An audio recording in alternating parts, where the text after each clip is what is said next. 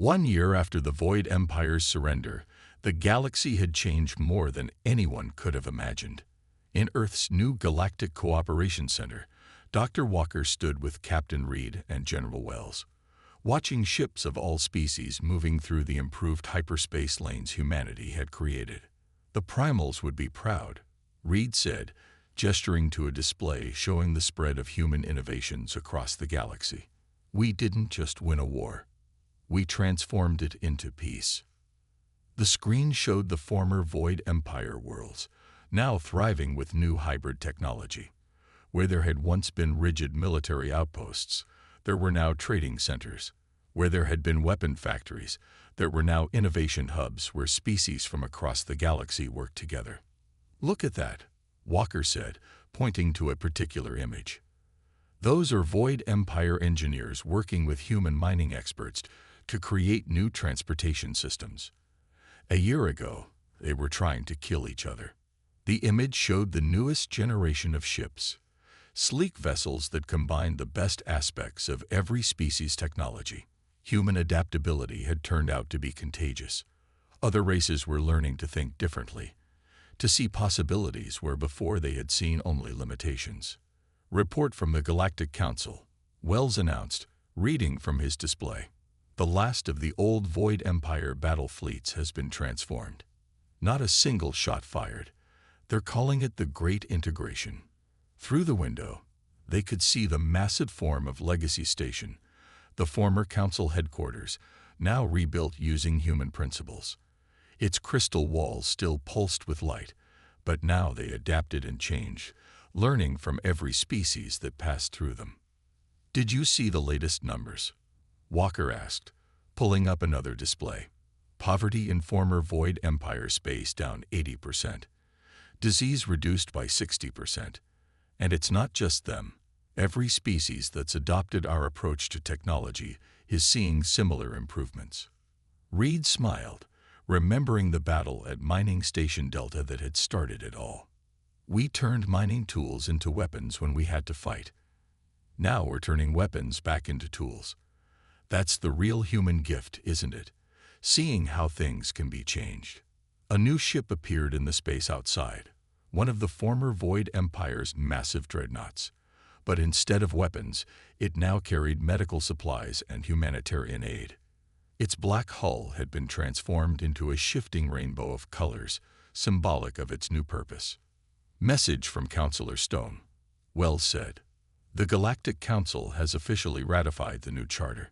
Humanity has been given a permanent seat, with special advisory status on all matters of innovation and adaptation. Walker nodded, watching as more ships arrived through the new hyperspace lanes. The Void Empire thought they were the pinnacle of evolution. They never understood that true evolution never stops. It adapts, changes, grows. Speaking of growth, Reed said, how's the new project coming along? Walker's eyes lit up. She gestured to a hidden display, revealing images of something massive being built in deep space. The Primal Archive project. It's ahead of schedule. We're combining their crystal technology with our adaptive systems. When it's done, it will be a library of all galactic knowledge, constantly growing and evolving. And the Void Empire representatives? Wells asked. They're some of our most enthusiastic supporters now, Walker replied. Turns out, once they stopped trying to control everything, they discovered they had quite a gift for innovation themselves. Outside, a group of alien children toured through space in a school ship, learning about the new technologies that were reshaping their worlds. They pointed excitedly at the transformed void ships, now symbols of change rather than conquest. The primals were right about us, Reed said softly, but not in the way anyone expected. We weren't the galaxy's great threat or its last hope. We were its catalyst for change. As the sun rose over Earth, casting its light across the bustling space lanes and transformed stations, humanity's gift to the galaxy was clear to see. They hadn't just won a war or defeated an empire. They had shown the galaxy how to evolve, adapt, and grow. The new dawn had arrived, and it was brighter than anyone had imagined. In the ancient crystal chamber of the Galactic Council, Counselor Stone stood before the assembled representatives of 1,000 worlds. Behind him, a hologram showed the remains of the Void Empire's mighty fleet, now transformed by human technology into floating monuments to their hubris. The primals knew, Stone said, his voice echoing through the chamber. They knew what humanity would become if pushed too far. Not because humans were violent, but because they were different in a way none of us understood. The chamber's walls pulsed with soft light as Stone activated an ancient recording device, a crystalline message left by the primals long before their ascension appeared in the air. "We have watched humanity since their first steps," the ancient message began. "They are unique among all species we have encountered. Where others specialize, they adapt. Where others perfect, they innovate. Where others accept limitations, they see possibilities." On the main display, images appeared showing humanity's progression through the war. Mining tools turned into weapons, cargo ships transformed into carriers, industrial equipment modified into military technology. "Look at what they've done," Stone continued. "They didn't just copy Void technology. They improved it. They didn't just learn to use alien weapons. They made them better. In less than a year, they took the Void Empire's most advanced systems and transformed them into something entirely new." The council chamber erupted in murmurs as new images appeared, showing the latest human innovations. Ships that could fold space in ways the Void Empire had never imagined. Shields that didn't just block attacks but learned from them. Weapons that didn't destroy but transformed. "The Void Empire made a fatal mistake," Stone said. "They thought humanity's current technology level reflected their potential. They didn't understand that humans don't just climb the ladder of progress, they'd rebuild it as they go." In the back of the chamber, the remaining Void Empire representatives shifted uncomfortably. Their once mighty empire now stood on the brink of collapse, not through destruction, but through transformation. Human technology was spreading through their systems like a benevolent virus, changing everything it touched. "The primals didn't warn us about humanity because they were dangerous," Stone revealed. "They warned us because humanity was different. They don't think like us. They don't create like us. They don't solve problems like us." A new hologram appeared, showing human ships helping rebuild Void colonies with their new hybrid technology. Where the Void Empire had expected revenge, they found reconstruction. Where they had anticipated destruction, they discovered transformation. "This is why the primals warned us," Stone continued. "Not to fear humanity, but to understand them. They knew that humanity would either be the galaxy's greatest threat or its greatest hope. The choice was always ours." The chamber fell silent as the final piece of the primal's message played. Humanity's gift is not their technology, their weapons, or their ships. Their gift is their ability to see beyond what is to what could be. In all our centuries of watching the galaxy's species, we have never seen their equal in this. Stone turned to face the Void Empire representatives. "You chose to ignore the warning. You chose to attack. And in doing so, you forced humanity to reveal their true potential far sooner than anyone expected." The Void Empire's lead representative stood. "We surrender," he announced, "not just to their weapons, but to their vision. They have shown us possibilities we never imagined." As the council chamber erupted in discussion, Stone looked at the images of human ships spreading their transformative technology throughout void space. The primals had been right. Humanity wasn't a threat to be contained. They were a force of change that would transform the galaxy forever. And the reckoning wasn't just about victory or defeat. It was about the dawn of a new age, one where humanity's gift for innovation would reshape the very foundations of galactic civilization. Operation Prometheus was humanity's boldest move yet. After 6 months of reverse engineering and improving Void technology, Earth's forces were ready to take the fight to the enemy's doorstep. Captain Reed, now commanding the flagship Phoenix, watched as his fleet prepared to jump into hyperspace. His ship, like all others in the fleet, was a perfect fusion of human creativity and Void technology. But today, they would reveal their greatest breakthrough yet, All ships report ready, Officer Thompson announced from her station. She had followed Reed from Mining Station Delta to this new command. Operation Prometheus is go. Reed nodded. Send the signal. Execute jump sequence. The human fleet vanished into hyperspace, but not using void technology. This was something new, a hybrid system that Dr. Walker's team had developed by combining void hyperdrives with principles from human mining technology used to bore through asteroids. They emerged not at the edge of void space as expected, but directly in the heart of their territory. By all the stars, Thompson whispered, looking at the massive void shipyards spread before them.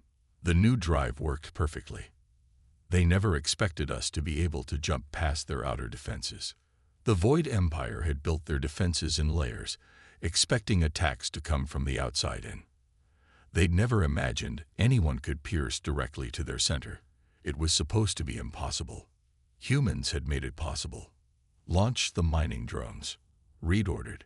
Thousands of small drones, originally designed for asteroid mining, but now enhanced with void tech, swarmed out from the human ships. But instead of attacking the void ships, they targeted something else, the very fabric of space itself. This was what Dr. Walker had discovered while studying void technology. The Empire used specific space-time pathways for their ships, like highways through the cosmos. And like any highway, they could be collapsed. Drones in position, Thompson reported, beginning Operation Prometheus main sequence.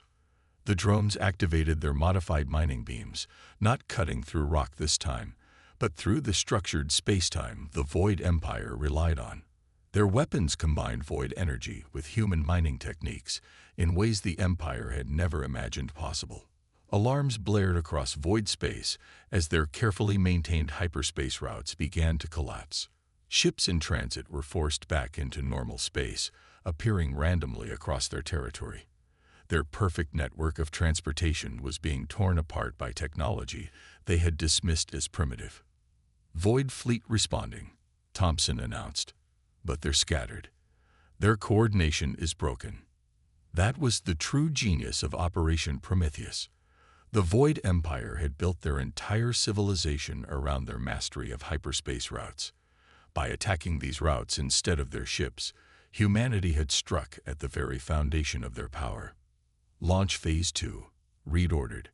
From the human ships, a new weapon emerged, morphing clouds of nanomachines that Dr. Walker had created by combining void shield technology with human manufacturing techniques.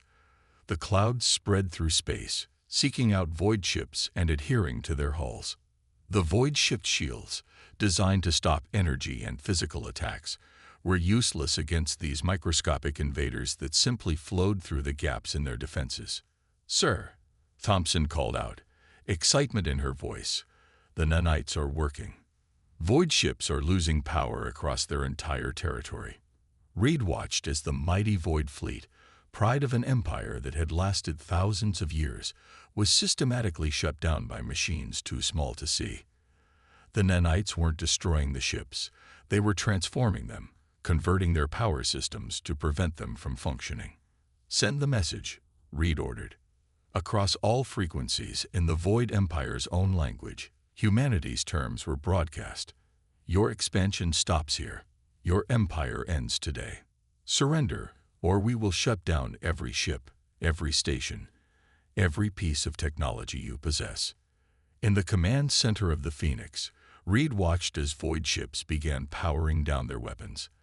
The empire that had dismissed humans as primitives was learning their final lesson about humanity's potential. They had started this war expecting to find easy prey. Instead, they had awakened a force that had taken their best technology and transformed it into something they could barely comprehend. The turning point had arrived, and the galaxy would never be the same. Dr. Walker stood in her underground laboratory, surrounded by pieces of salvaged void ship technology.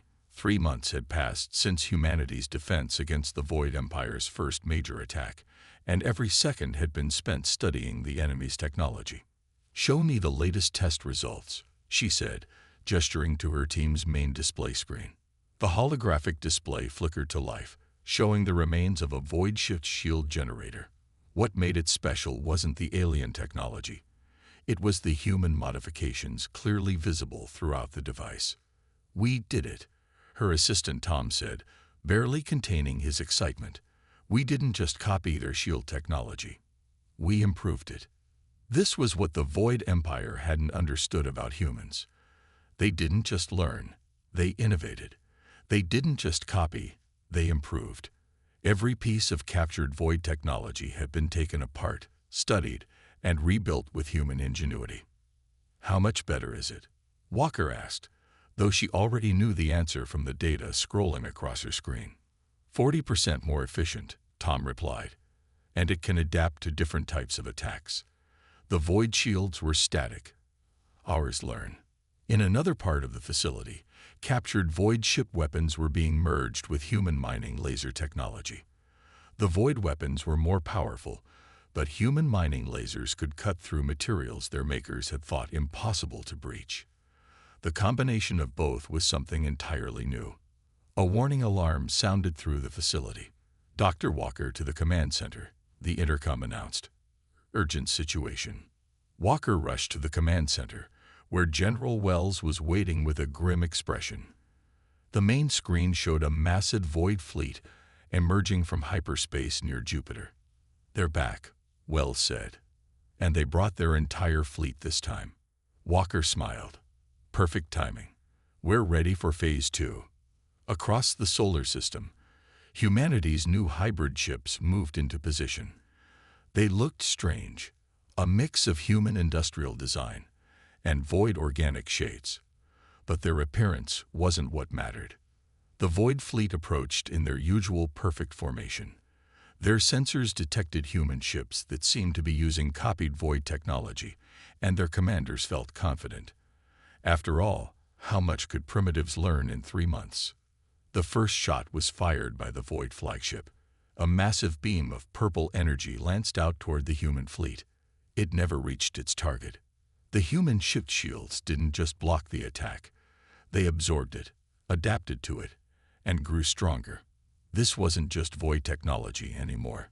This was human-enhanced, human-improved, human-perfected technology. All ships, Walker commanded through the fleet-wide channel. "Execute Operation Phoenix." Human ships darted forward, moving in patterns that looked chaotic, but were carefully planned. Their weapons fired, not just Void energy beams, but combinations of Void tech and human industrial tools that the enemy's shields had never been designed to stop. The Void fleet's perfect formation held for exactly 6 minutes before it began to break apart. Their shields failed against weapons that adapted faster than they could adjust. Their computer systems crashed when faced with hybrid human-Void computer viruses that evolved in real time. Their perfect tactics fell apart against enemies who fought with controlled chaos. "We're detecting signals from multiple Void ships," an operator announced. They're trying to surrender." In the command center, Walker watched as the mighty Void fleet, which had dominated the galaxy for thousands of years, began to retreat in disorder. They had come expecting to face primitives with copied technology. Instead, they found something far more terrifying. Humans who had taken their technology and made it better. "Send word to Earth Command," Wells ordered. "Tell them Phase 2 was successful. The Void fleet has learned their second lesson about humanity." Walker nodded. "And what lesson is that?" Wells smiled grimly. "Never give humans time to learn your technology. We won't just use it. We'll improve it in ways you never imagined." In space, the remnants of the Void fleet flowed into hyperspace, leaving behind a graveyard of disabled ships, more technology for humans to study, improve, and turn against their former masters. The awakening of humanity's true potential had begun. The Void Empire's response to their defeat at Mining Station Delta came swiftly and brutally. 100 warships emerged from hyperspace at the edge of the solar system, their black hulls absorbing the distant sunlight. In the United Earth Defense Command Center deep beneath the Rocky Mountains, General Wells watched the incoming fleet on the main screen. The room was silent except for the soft beeping of monitoring equipment. "They expect us to panic," he said quietly. "They expect us to break." He turned to his staff. "Let's show them what humanity does instead." Across Earth, varied defense systems that had been hidden for decades activated. What the Void Empire didn't know was that humanity had been preparing for alien contact, both peaceful and hostile, since they first reached space. "Launch Operation Hornet's Nest," Wells ordered. Thousands of small ships, each barely larger than a car, launched from hidden bases across Earth and its colonies. Unlike traditional warships, these were designed based on a simple human principle: the bigger they are, the harder they fall. The Void ships moved in perfect formation, their tactics refined over thousands of years of combat. That was their first mistake. Humanity had learned long ago that perfection in warfare was a weakness. The more perfect the pattern, the easier it was to disrupt. "They're launching fighters," reported Commander Reeves from her station. "Standard intercept pattern." Wells smiled. "Activate the Tesla nets." Across space, the small human ships released clouds of specialized nanowire, creating invisible webs of conductive material. The Void fighters, expecting primitive projectile weapons, flew straight into them. Their shields, designed to stop energy weapons and physical impacts, did nothing against the hair-thin wires that stuck to their hulls and began conducting electricity through their systems. 30% of enemy fighters disabled, Reeves announced. "They're adjusting formation." The Void capital ships opened fire, their energy weapons cutting purple swaths through space. But human ships were already moving in irregular patterns, using debris and disabled fighters as cover. They had studied recordings from the mining station Delta battle, learning the firing patterns of Void weapons. "Launch Phase 2, Wells ordered. From Mars, Jupiter, and Saturn's moons, more ships appeared. But these weren't warships. They were modified ice mining vessels, gas harvesters, and cargo ships. Each one had been retrofitted according to plans developed over decades of what-if scenarios. Gas harvesting ships released clouds of specialized particles into space, creating zones where Void energy weapons diffused harmlessly. Ice mining vessels fired superheated plasma, originally designed to melt ice moons, at Void ship shield generators. Cargo ships released swarms of mining drones, modified to attach to enemy hulls and cut through them with industrial tools. The Void fleet's perfect formation began to break apart. Their commanders had trained for warfare against enemies who fought like them, with large ships, energy weapons, and traditional tactics. Instead, they faced swarms of tiny ships that ignored their shields, clouds of particles that bent their weapons, and mining tools that carved through their hulls. "Sir," Reeves called out, "we're detecting signals from their command ship. They're trying to access our computer systems." Wells nodded. "This was expected too. Release the virus." Years ago, when humans first detected alien signals, they had begun developing computer viruses that could adapt to any system. When the Void ships tried to hack Earth's defenses, they instead downloaded these viruses, which began spreading through their network. "Enemy ships are losing coordination," Reeves reported. "Their formation is breaking down completely." On the main screen, the Void fleet's perfect pattern had dissolved into chaos. Several ships were firing at empty space, their targeting systems compromised. Others were spinning in place, their navigation confused by the virus. "Send the message," Wells ordered. Across all frequencies in every known alien language, the same words were broadcast. "You were warned about humans. You chose not to listen. This is your last chance to retreat." The Void fleet commanders, facing tactics they had never encountered and weapons they had never expected, made their choice. One by one, the surviving ships vanished into hyperspace, leaving behind their disabled fighters and damaged capital ships. In the command center, Wells watched them go. "They'll be back," he said quietly. "And next time, they'll bring their full fleet." "We'll be ready," Reeves replied. Wells nodded. Humanity had just shown the galaxy its first glimpse of how they really fought. But he knew this was just the beginning. The real war was about to begin. 6 months after the Primal's ascension, the Void Empire made its first move against humanity. Their target was simple: a small mining colony in Mars' outer asteroid belt, far from Earth's immediate protection. The Empire's commanders had chosen it specifically because they thought it would be an easy victory. They were wrong. Captain Reeves stood at the viewport of Mining Station Delta, watching as 3 black ships of the Void Empire appeared from hyperspace. Their ships were elegant, deadly, and far more advanced than anything humanity had built. Each one was easily 5 times the size of the largest mining vessel in the belt. "Status report," Reed called out, keeping his voice steady despite the fear churning in his gut. "3 warships, sir," Officer Thompson replied from her console. "They're not responding to hails. Energy readings are off the charts compared to our sensor's usual limits." Reed nodded, already moving to the station's command console. They had about 500 people on the station and in the nearby mining operations. 500 lives he was responsible for. The first attack came without warning. A beam of purple energy lanced out from the lead ship, cutting one of the automated mining drones in half. "All personnel, this is Captain Reed," he announced over the station's comm system. "This is not a drill. Implement Emergency Protocol Omega. I repeat, implement Emergency Protocol Omega." What the Void Empire couldn't know, was that humanity had never fully trusted the peace of the stars. Every mining station, every colony, every outpost had been built with the possibility of conflict in mind.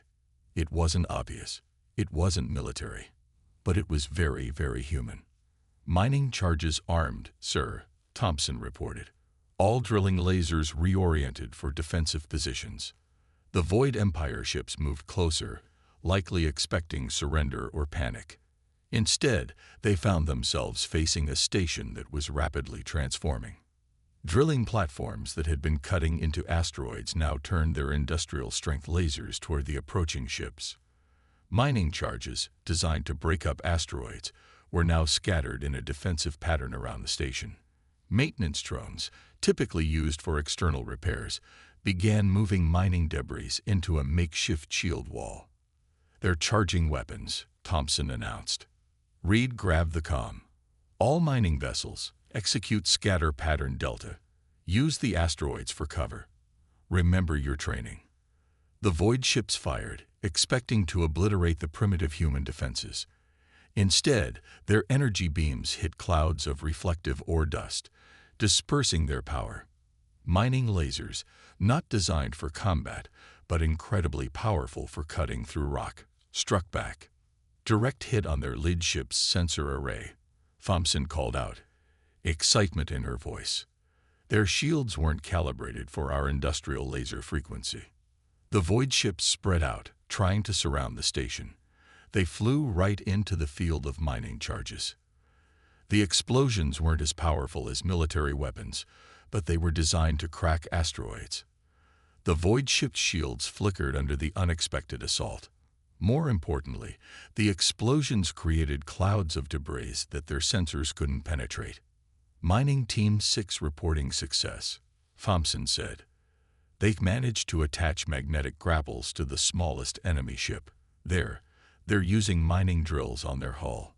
Reed allowed himself a grim smile. The Void ships were more advanced in every way, but they hadn't considered that industrial mining equipment, designed to cut through solid rock, might be just as effective against their hull plating. The battle lasted 20 minutes. When it ended, one Void ship was crippled, another had retreated with severe damage, and the third had lost most of its sensor capabilities to the station's improvised defenses. As Reed watched the surviving ships flee into hyperspace, he knew this was just the beginning. The Void Empire had expected weak prey and found instead a species that could turn mining tools into weapons, maintenance equipment into defenses, and simple workers into warriors. "Send word to Earth," Reed ordered. Tell them the Void Empire just learned why you don't underestimate humans." In the emptiness of space, surrounded by the aftermath of humanity's first victory against an alien empire, Mining Station Delta stood as a testament to human ingenuity. The Void Empire had come expecting to find primitive victims. Instead, they had just learned their first lesson about humanity. Anything can be a weapon in human hands. The massive crystal walls of the Galactic Council chamber pulsed with ancient light. 12,000 representatives from across the galaxy sat in tiered seats, their eyes fixed on the center platform where the last of the primals hovered. Its crystalline body shimmered with internal light, casting rainbow patterns across the assembled faces of the galaxy's most powerful beings. "We leave you with one final warning." The primal's thoughts echoed in every mind present. "In all our travels, in all our centuries of watching, we have never encountered a species quite like the humans." Counselor Stone shifted uncomfortably in his seat. The blue-skinned diplomat had spent years arguing for stricter controls on human expansion. Now, as the Ancient Ones prepared for their ascension to a higher plane of existence, their words seemed to validate his concerns. "Surely they cannot be as dangerous as you suggest," called out High Commander Rex of the Void Empire, his black armor absorbing the crystal's light. "We have observed their primitive spacecraft. They barely manage interplanetary travel." The primal's light pulsed brighter. "You mistake their current technological level for their potential. In all our years of watching species develop, none have shown their rate of advancement. None have displayed their particular gift." Murmurs rippled through the chamber. A representative from the mechanical collective raised their metallic hand. "What gift do you speak of?" "Adaptability," the primal answered. "Pure, unrestricted adaptability coupled with creativity. Where others see walls, they see building blocks. Where others accept limitations, they see challenges to overcome. In mere centuries, they progressed from horse-drawn carriages to walking on their moon." Stone watched as the Void Empire's representatives exchanged dismissive glances. Their empire had ruled a quarter of the galaxy for 10,000 years. They couldn't imagine a young species posing any real threat to their dominion. "They are violent," another voice called out. "Their history is full of war." "Yes," the primal acknowledged. "They have fought countless wars among themselves. But in doing so, they have mastered the art of adaptation. Each conflict pushed them to innovate, to think differently, to survive against odds that should have destroyed them. And now, they have united." The chamber grew quiet. The primal's light dimmed slightly, as if tired from the effort of communication. "We have watched countless species rise and fall. We have seen empires burn and new ones emerge from their ashes. But humans," the Ancient One's glow pulsed with emphasis, "humans are different. They do not simply occupy their environment. They reshape it. They do not simply use tools. They continuously improve them. They do not simply face challenges. They overcome them in ways that defy prediction." Stone noticed the Void Empire's representatives growing increasingly agitated. Their empire was built on predictability, on control, on knowing exactly how lesser species would react. The idea of an unpredictable species clearly unsettled them. "This is our warning," the primal continued. "Do not mistake their current state for their potential. Do not assume you can predict their responses based on other species. Above all, do not make the mistake of backing them into a corner. In all our observations, humans are at their most dangerous when they have nothing left to lose." With these words, the Ancient One's light began to fade. The ascension was beginning. "Remember," its final thoughts whispered through the chamber, "they are not like the others. They will not submit. They will not surrender. They will not stop until they find a way forward. This is their gift. This is their curse. This is why they must be guided, not controlled. Taught, not subjugated. For if you try to chain them," the light flickered one last time, "you will learn why we chose to warn you." As the primal's form dissolved into pure energy, ascending to whatever plane the Ancient Ones now called home, Stone looked across the chamber at the Void Empire's representatives. He saw the dismissal in their eyes, the arrogant certainty of their power. They hadn't listened. They wouldn't listen.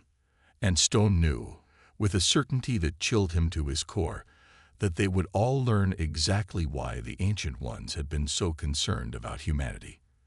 They just wouldn't learn it until it was too late.